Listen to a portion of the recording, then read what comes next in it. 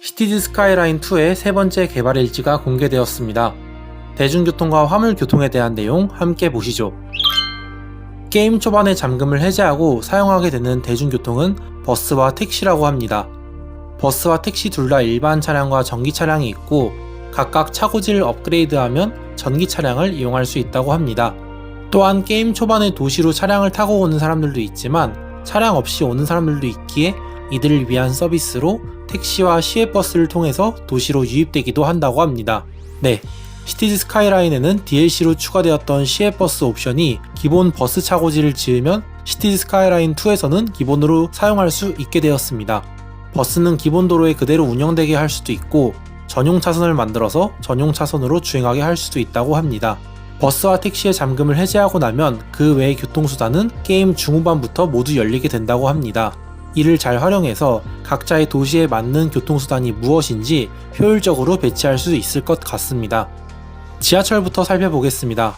지하철은 빠르고 대용량으로 승객들을 수송하는 이동수단입니다. 지하철은 지상과 지하 그리고 고가선로를 설치할 수 있으며 지하철역은 작기 때문에 건물들 사이로도 배치할 수 있는 모습입니다. 또한 지하철 노선을 운영하기 위해서는 차량기지가 필요하다고 합니다.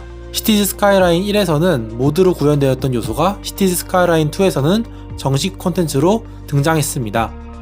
여담으로 모든 육상교통의 기본 노선 메커니즘은 차량기지에서 노선으로 합류하는 것을 기본으로 한다고 합니다. 다음은 트램입니다. 트램은 지하철과 비슷하지만 승객 수용량이 적고 버스와 지하철의 중간 정도의 설치 비용이 듭니다.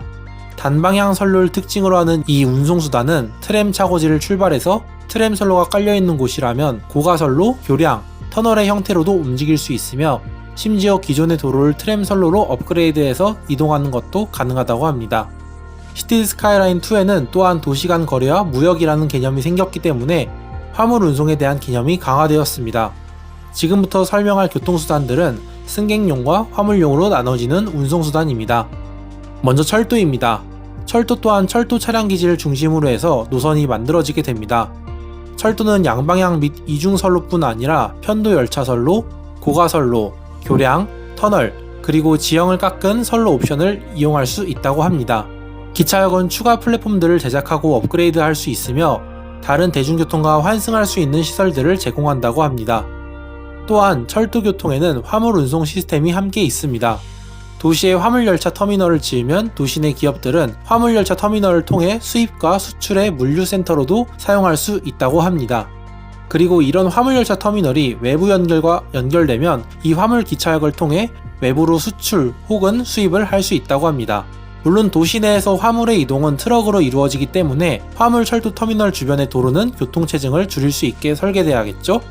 다음은 수상교통입니다. 수상교통 또한 페리터미널이 먼저 구축되어야 합니다. 선박은 도시 내부와 외부 연결을 통해 많은 승객을 수송할 수 있습니다. 도시간 수상 운송을 위해서는 해상교통 연결줄을 활용해 도시의 가장자리와 외부 연결을 해야 한다고 합니다. 수상교통은 화물 운송에 있어 기차보다 느리지만 아주 큰 장점이 있습니다. 수천 톤의 화물을 수용할 수 있다는 점입니다. 화물선을 통해 많은 자원과 상품을 운반하고 도로 교통 상태에 영향을 받지 않습니다. 또한 화물 항구를 업그레이드하면 열차가 항구로 직접 올 수 있게도 만들 수 있다고 합니다. 다음은 항공운송입니다. 비행기는 배와 기차에 비해서 적은 양의 승객과 화물을 실어 나르고 설치하기 위해서는 작은 마을과 맞먹는 크기의 부지가 필요하다고 합니다. 또한 공항을 만들 때에는 주변으로 착륙 및 이륙 구역을 볼 수 있어 건물 높이 제한이 적용되는 대략적인 범위를 볼 수 있다고 합니다. 부지도 많이 차지하며 수용량도 적고 건물도 공항 주변으로는 높게 지을 수 없지만 아주 큰 장점이 있습니다. 빠르다는 겁니다. 공항을 화물터미널로 업그레이드해서 화물 항공 운송 터미널을 짓게 된다면 용량은 적지만 도로교통에 영향을 받지 않고 사용 가능한 가장 빠른 수입 수출 창구로 공항을 활용할 수 있게 됩니다. 이처럼 많은 교통 운송 시스템을 관리하려면 운송정보 보기 탭을 참고해야 합니다. 운송정보 탭에서는 대중교통과 화물교통으로 나누어지게 되고 노선의 색을 바꾸거나 노선을 활성화시키거나 비활성화시킬 수 있습니다. 더 세부적으로 노선 하나하나로 본다면 대중교통은 티켓값을 변동하거나 운영하는 차량 대수, 운영 시간대와 노선 색상을 조정할 수 있는 모습입니다. 대중교통과 화물교통을 효율적이고 체계적으로 관리할 수 있게 향상된 모습인데요. 대중교통과 화물교통 개발 일지에 대한 여러분의 생각을 댓글로 남겨주세요. Transport networks set the rhythm of life in your city. As they move people and cargo, they can create harmony and discord. This finely tuned orchestra of ships, vehicles, planes, and trains is yours to conduct. To create a thriving metropolis, maintain a steady beat to keep your city in motion. You build a city from scratch in City Skylines 2. No public transport, no tracks, no runways. Creating these and other transportation networks is a crucial first step. After that, improving and integrating them paves the way for expansion. When you establish your city, citizens can take the bus or a taxi to get where they're going. These are the first transport options you'll unlock. They're reliable, cheap, and easy to route here, there, and everywhere. Traffic conditions are their Achilles heel.